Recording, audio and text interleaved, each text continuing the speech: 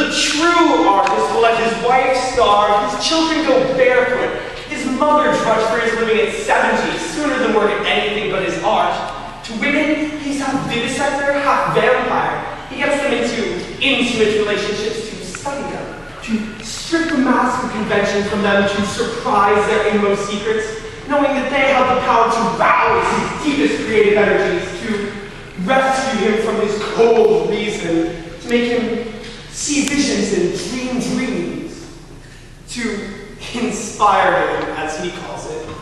He convinces the woman that she may do this for her purpose, whilst he really means her to do it for his. Since marriage began, the great artist has been known as a child robber, but he is worse. He is a hypocrite, a cheat, a bloodsucker, perished racing with 1,000 women if only the sacrifice of them enabled him to act Hamlet better, to write a deeper poem, a greater play, a profounder philosophy. For mark you, the artist's job is to show us ourselves as we really are. Our minds are nothing but this knowledge of ourselves, and he who adds a jot to such knowledge creates new minds as surely as any woman creates new men. In the pursuit of this creation, he is as ruthless as the woman, and is horribly fascinating. Of all human struggles, there is none so treacherous as that between the artist man and the mother woman. Which shall use up the other? That is the issue between them. And it is all the deadlier because, in your romanticist cat, they love one another.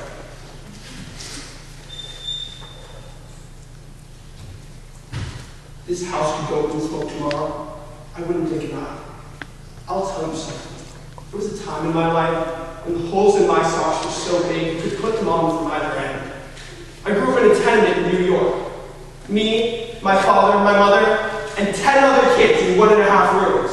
Until, of course, my father died at 32. My mother had to take a job in a sweatshop, working 6 days a week, 14 hours a day. At nights, she washed tables at the Madison Square Garden, and on Sundays, she sold hot sweet potatoes at the corner of 14th Street and Broadway. The clothes we wore were made out of rags she found in the street or curtains somebody threw away. You know what it is for a boy growing up in a tough neighborhood to wear curtains? Can you picture that? And through all those freezing winters and hot, hungry summers, through all those years of scrimping and scrubbing, through sickness without doctors or medicine, through the pain and the heartache and the suffering, she never once complained or cried out against the world because she knew it was God's will. That was a lesson my mother taught us. That what God has given, God can take away. And for what God has given, be thankful. When I was 14, I went to work for the Stratton Corrugated Box Company. A rotten man who made a rotten box. No matter how you packed it, it didn't hold up under any kind of weather. Because Schreiber was interested in a quick profit, not workmanship or quality. When I bought the business from him in 1942 with $6,000 my mother saved, I started to make quality boxes, strong as steel. After 3 months, I lost my mother's $6,000. It's God's will, she kept telling me. And then, suddenly, from nowhere, from everywhere, people started buying my boxes.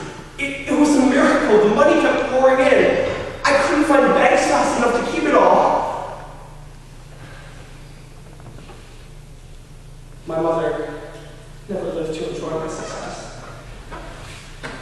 On the day I made my first $1 million, she died peacefully in her sleep on the BMT subway.